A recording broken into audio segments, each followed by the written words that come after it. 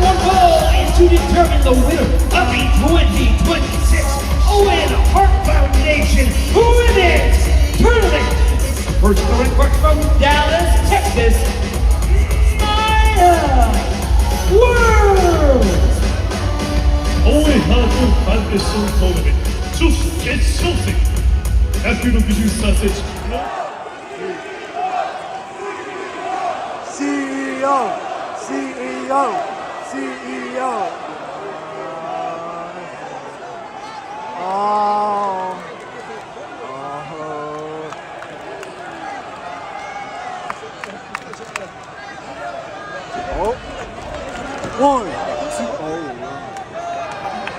Anyway, welcome to the Tea Drop, where the brew is strong and there's lots to talk about.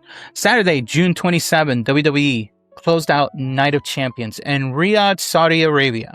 Then Sunday, June 28th, a day after, AEW New Japan brought Forbidden Door to San Jose, California, back-to-back nights of wrestling, which was great for us fans. Now, not only New Japan and AEW were involved, they also had this year CMLL involved, and as well as Stardom, which is great. Stardom also, by the way, officially started their US YouTube channel, so if you guys want to catch some Stardom action, definitely check out their Stardom web YouTube page. We probably will talk about it in a future stream. But anyway, two different companies this weekend, three different companies and three completely different shows if you want to count TNA Slammiversary. We won as fans, so we got to pick our choosings, which was great. Anyway, together these two shows, they produced a wrestling weekend at minimum. That will be talked about for a long time because counter programming is something interesting and we're going to keep at it because it's happening again at All In.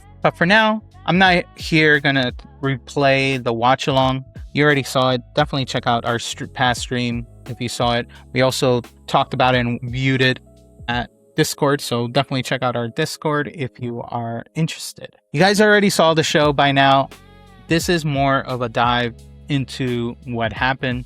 This is what it all means going forward. We have 5 topics maybe to talk about, and we're going to put it on the table. The first, we'll call it a receipt. Receipt 1, right? The full card in a main event that for most earned 5.5 stars, Meltzer mainly, and some high-level reviews, which was great.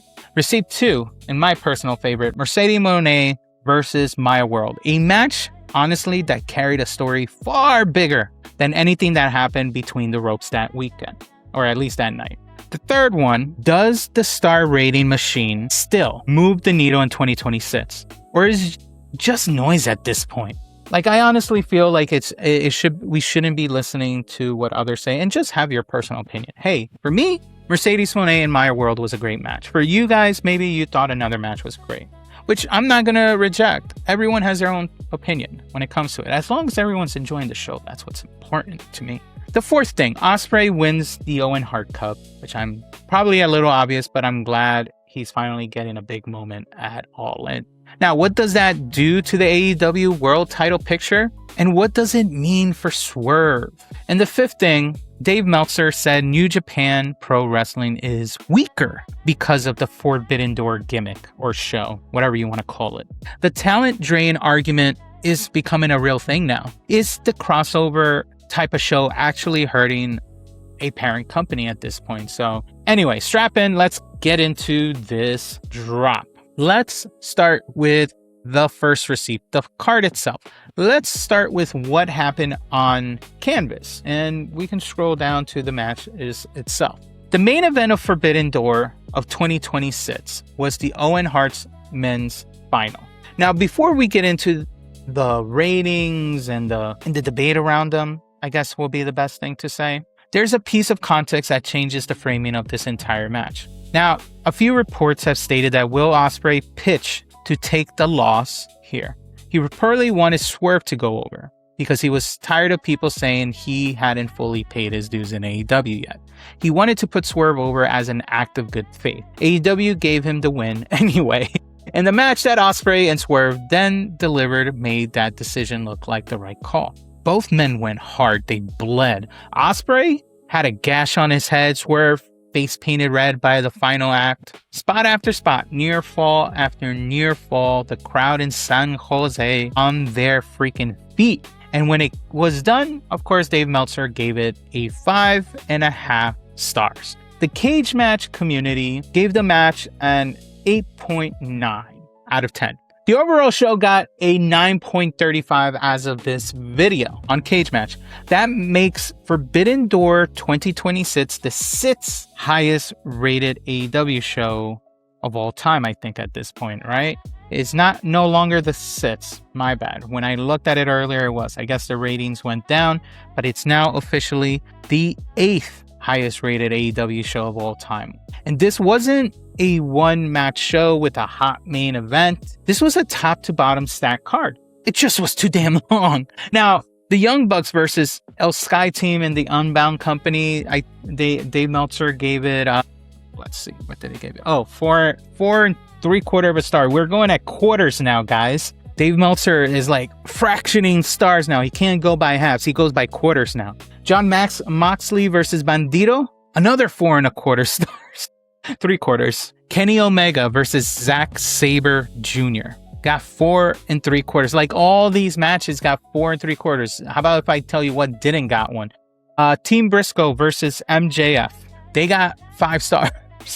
The Demons Death's Door match, which cool concept, by the way. Death's Door, very cool way calling it a cage match. It's their version of a cage match and branded it themselves. It looks different. It feels honestly more threatening than WWE's cage match. I actually purely enjoyed that match. It was a great entertainment match. It was a great breather match between the main event and what we had between Mercedes Moné and Maya World, which, wow, beautiful match. Dave Meltzer, I don't know why it's taking you so long to rate that match. I guess his career is on the line at this point. Anyway, then Will Ospreay and Swerve got a 5.5 stars, which I didn't know was a thing. I thought Dave Meltzer stars went up to 5, but I guess I was wrong. Anyway, 3 matches were rated. Where's all his stars? There's Dave Meltzer here. He hasn't, there was a rating report. I guess I don't have it anymore. Anyway, back to Double or Nothing. Is it this one? Yeah, there you go. Sky Blue, Micah. That was the pre-show. Look at this. He hasn't still rated this yet. Anyway, 3 matches were rated 4 3/4, and there was a 5-match Silver War. There was a 5.5 main event star card. It's all over the... I mean, yeah, it was all high ups. You can't tell me that. To me, regardless of all these, the match, like I said, that stuck with me the most that night was in the main event. And I'm going to talk about it for a bit. So let's talk about the Mercedes versus Maya World match. To me, that match carried everything. Now, before we talk about it, though, and we talk about ratings and title pictures, I need to give this match the space it deserves. Because when it comes to this match, Mercedes Moné versus Maya World go well beyond what happened between those rows. I'm going to give you a full context about it. Maya World, she is 23 years old, right? Yeah, from Texas. She has been wrestling since August of 2022, less than 4 years. She entered this tournament as an injury replacement when Suri got hurt and couldn't compete anymore. AEW plugged Maya in. No one, and I mean no one in the IWC had her going past the initial round that she started in. But she beat Sky Blue in round 1. Then she walked into the semifinals against Ring of Honor Women's Champion Athena. And she shocked her. Now, it gets heavy from there because, and honestly, I want to be respectful when I say this. On June 7th, which was a few weeks before Forbidden Door, I apologized. Maya World's brother, unfortunately, I think they go, I'm going to say just his first name. He was taken out after being struck by a SUV, a car. He was 25 years old. Maya World chose to compete after that, dealing with that incident. She chose to show up. She chose to walk down that aisle in San Jose and go to the final of a major pay-per-view moment in honor of her brother. Let's be clear. She did it for her brother because her brother, to her, wouldn't want her to not waste that opportunity. She went to the final of a major pay-per-view tournament 21 days after losing her brother. Now, I want to ask you something, and I want you to actually sit with this. Where in the world does a 23-year-old woman, 4 years in the business, carrying that kind of grief, delivers a 5-star freaking caliber match in a mini main event or of a major crossover pay-per-view. It happened in our world, and it was this match. This one right here.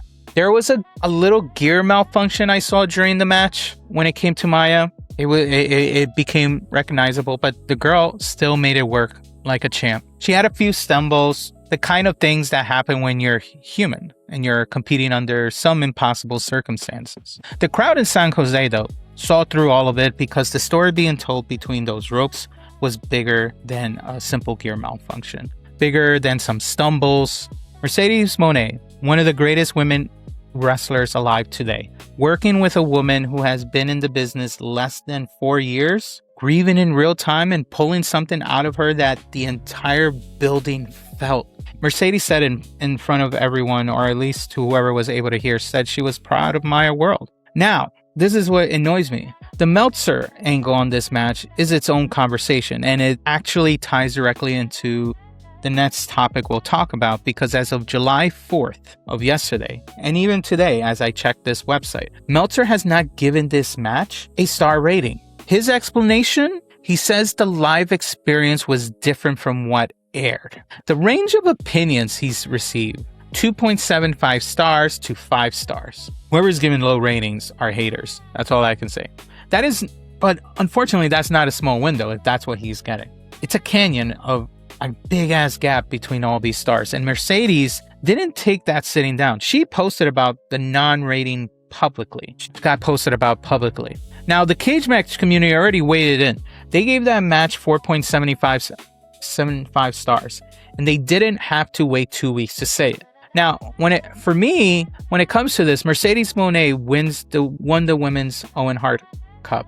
She's headed to All In at Wembley Stadium for the AEW Women's World Champ. Unless things change, is going to be against Tekla. And the road to London just got a lot more interesting. But that is non-rating. That's the perfect way into the next conversation, which is, do you guys think the star rating machine still matters in 2026? And it's a question I actually want you to sit on, because it's the one the IWC has been arguing about not only this past week, over the past couple of years. Does any of this matter? Does a 5.5 star Meltzer rating in July 2026 actually move the needle for the business? Look at what we just walked through. A women's final that thousands of fans rated 4.75 on Cage Match. And the one man whose newsletter supposedly defines the quality of wrestling hasn't put a number on it yet? How? People are just tired of it. They just... Give me what I want! He hasn't put a number on it yet. The contrast is the whole debate in a nutshell. And the discourse around Meltzer's rating has gotten louder than ever because of it. Because not only Moné, guess what? Seth Rollins called the Meltzer's rating a completely arbitrary. That was his exact words. And Seth isn't operating in a vacuum, because fans have been questioning Meltzer's rating systems more aggressively than any point in recent memory. There's YouTube videos about it circling from late 25 title. There's, I think it's called Professional Wrestling Needs to Move On, from Dave Meltzer in 2026. That community conversation has already shifted on the fans' favor. And I hear all of it, to be honest. I mean, I did a video on Meltzer of how he contributed to the business, but that doesn't mean I think the recent Dave Meltzer is great, because I guess all that history he's had, he's using it to help him get through this time. But now we're in a different era of media. Meltzer, look, I want to be precise because a few things can be happening at the same time when it comes to Meltzer. The first thing, Meltzer has given out more 5-star matches in the last 5 years than he gave out in the entire decade of the 2000s combined. When something that was supposed to be rare gets handed out regularly, ridiculously also, it loses its weight and value. The currency starts inflating of how special that is. A 5-star rating in 1990 meant something different than a 5-star rating in 2026 now. That's become a legitimate criticism when it comes to that.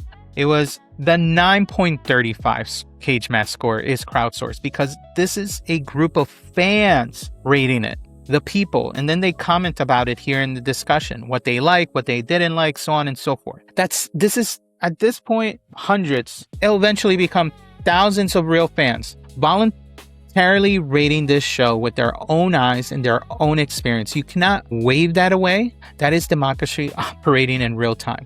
Now, when it comes to this for me, the Star Machine as a single number from a single man is less relevant now than it has ever been. But as a cultural signal, as a conversation starter that pulls eyeballs and drives social amplification, to some it still works. The 5.5 star rating though for Ospreay versus Swerve was screenshot, shared and argued about across every wrestling community within hours of the newsletter dropping. And the fact that Meltzer, that man, hasn't rated Mercedes versus Maya created just as much conversation as any number he could have given. That is the mechanism when it comes to this, not the number itself, but the argument the number creates. If you want, honestly, the real signal in 2026, I honestly think look at the cage match score. The 9.35 is louder. You hear the people, it's from the people. And people is what you want to be happy because they're the ones that are going to help your sales, right? Now, let's talk about Ospreay. What does his win actually mean for the world? Let's talk about it. Because let's talk about what actually changes on the board when it comes to him winning the Owen Hart. Winning the Owen Hart Cup doesn't just get Ospreay a trophy. As you guys know, it gets him an AEW World Championship match at All In at Wembley Stadium. Now we have officially a British wrestler on British soil for the AEW World Championship at the biggest AEW show of the damn year. Now, to me, nothing got manufactured here. This is organic storytelling built over the last few months. Now, we'll get to the full MJF picture in a minute, but first I have to talk about Swerve Strickland. Let's talk about Swerve Strickland because Swerve had a long night in San Jose. Now, based on the results from Forbidden Door, Swerve was also involved in high-stake action multiple times at this show. He had this big match, but then I guess he was dealing with some confrontation in the back. But that's not important. Important is what's going on here. He came into the night as one of the biggest names on the card, obviously. He left having gone to the limit, and he lost, unfortunately. Now, how in the world does this affect him in storytelling? We'll see. But when the losses are to this caliber of an opponent in this caliber of a match with this level of crowd investment, you're honestly not going to lose stock. Swerve, guys, he isn't buried by this. Swerve, if anything, was elevated by the proximity with working with Ospreay. He's been working with many people. He's hung with Okada. He's hung out with Ospreay. He bled for this match. The crowd in San Jose cared about every second in this match. The question now is, where does he go from here? Does AEW build a redemption arc again? Another version of a redemption arc? They did it with Hangman Adam Page. Did they do one with him? Does he pursue Ospreay before All In to try to take the shot back, maybe? Or does this open a lane towards a completely different program for him? Maybe something with Moxley, who also had a standout night at this show. We will have to watch the few weeks of Dynamite to see what happens closely. Because what they do with Swerve in the next few weeks will tell us everything about how this company thinks about their second-tier man eventers at this time. Just at this time. That doesn't mean it's completely set up for the future. Ospreay versus MJF at All In is going to be the right call. But, full stop, but the Swerve story isn't over. The receipts say he can go with anyone on this planet based on how this match went. The story for him is still going to be written. What happens, we will have to wait and find out. Now, let's talk about a pivot that happened on this week's Dynamite. A booking pivot with MJF and Omega. And it gets really interesting. Let me ask you something. The MJF versus Kenny Omega AEW World Title match, the one with the stipulation that if Omega loses, he can never challenge for the AEW World Title again in his whole AEW career. That match was not supposed to be on Dynamite Beach Break, apparently. Now, according to a few newsletters, the long-term plan had this match at AEW Redemption on July 26th in Montreal, a brand new pay-per-view on a new Canadian stage, and the plan had reportedly been in place for about a few months now. Then, late decision, it got moved for some reason to Beach Break, which I believe is going to happen next week, which is a Dynamite episode 2. Now, a few questions. One, what changed? I'm not going to speculate beyond what the receipts actually show. What the reports say is that it was an intentional move, not an emergency response, as far as we know. The framing from all these sources that AEW officials wanted to capitalize on the momentum coming directly out of Forbidden Door weekend. Now, for me, the sequence is that Forbidden Door happens, or at least this is how I see the sequence that happened. Forbidden Door happened on Sunday, right? Mark Briscoe, whose team won the cage match at Forbidden Door, earned an immediate title shot, which happened this past week on Dynamite. MJF retains over Briscoe on Dynamite. Omega makes the save after the match. The crowd is hot, the angle looks like it's cooking, and the decision was made that they do this matchup now between these two men. Now, another question is, and this is the one I want you to really sit with, what does this say about how AEW actually books?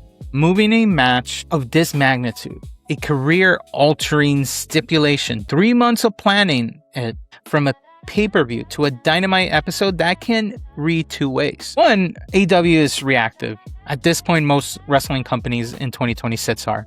They felt the temperature in the room and chased it. And some people in the IWC would argue that it might be a booking problem.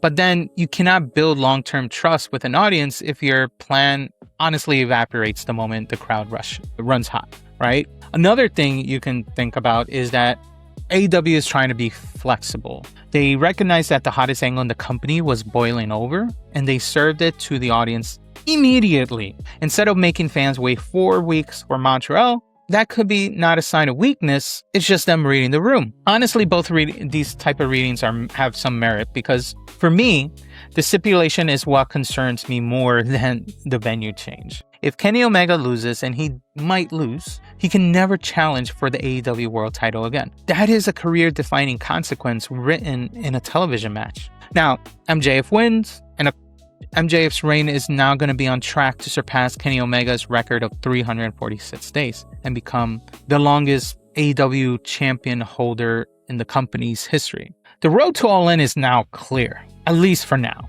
MJF versus Ospreay, champion versus challenger, one of the longest reigning AEW World Champions versus the man who earned his shot by bleeding into the main event of Forbidden Door. In what world does AEW's title picture looks this strong right now? Honestly, it's going to be the one with Ospreay, in my opinion, and it's going to work. Now let's talk about New Japan Pro Wrestling. This is an interesting one because it cuts the deepest for the long-term health of this partnership between New Japan Pro Wrestling and AEW. And honestly, I want to be clear. This, to me, isn't a hot take. This is honestly Dave Meltzer's own assessment. It's his hot take, if anything. Meltzer wrote in the wrestling newsletter that New Japan Pro Wrestling looks weaker than... Where is the report? Is it here? No, I don't have it. But regardless, New Japan Pro Wrestling looks weaker as a direct result to Forbidden Door. And that's Dave Meltzer saying it. His specific argument was that New Japan's pro wrestling guys rarely win the head-to-head matches against AEW guys, which honestly is facts. And you can say the same thing with TNA and WWE when it comes to head-to-head collisions between the two companies. It's just almost the same thing. And when you look at that pattern, honestly, the argument has legs. When New Japan Pro Wrestling talent forces AEW talent in these crossover programs, AEW wins. Not every match, but enough that the pattern is visible to anyone paying attention that AEW is superior. Now, what makes this genuinely concerning is you can see the internal tension this has created inside New Japan Pro Wrestling itself. Because look at what happened before this show even aired. Jota Tsuji, and I apologize if I said it wrong, the IWGP heavyweight champion, threatened to boycott Forbidden Door. Boycott. He said directly on record that he doesn't want to lose to AEW guys. And here's his quote.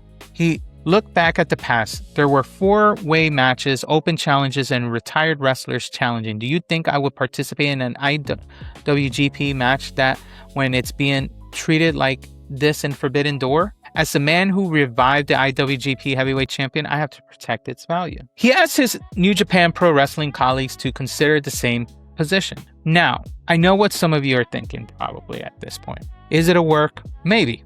But the economic and competitive argument underneath it is not a work, to be honest. New Japan has been losing talent if you've seen it. In February of this year, Hiromi Takahashi, one of New Japan Pro Wrestling's most beloved performers, multi-time IWGP Junior Heavyweight Champion, left the company. That is a significant, measurable loss. And the talent drain argument isn't just about individual departures, it's also about the perception. When the world champion is publicly saying he doesn't want to show up at a joint pay-per-view because he might lose, that is a positioning crisis. Now, I want to be fair because I'm not going to just pile it on one side. Meltzer also said this week that AEW in 2026 is the strongest it's been since 2021. He praised their roster depth. He praised how they use their talent. From AEW side of this equation, honestly, Forbidden Door is working for them.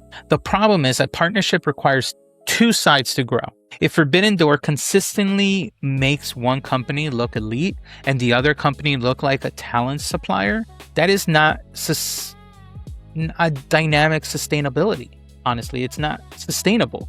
New Japan Pro Wrestling needs to win as decent amount as well. Not even just outcomes, the narratives as well. The IWGP title needs to mean something in these crossover stories. Honestly, the New Japan Pro Wrestling title, the IWGP Heavyweight title, is more prestigious in my opinion as the AEW title. It's been around longer. Come on, guys. Here's my thoughts on this. If Yota Tsuji shows up at the Nets Forbidden Door with an actual heat behind him built from this boycott angle and he goes over a major AEW guy clean in the middle, that's going to reset the board.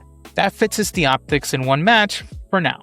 But if New Japan Pro Wrestling walks out of the Nets Forbidden Door, if they have it again, taking another round of losses with their own champion having publicly said he didn't want to be there, that is a crisis that gets harder to recover from with each year moving forward.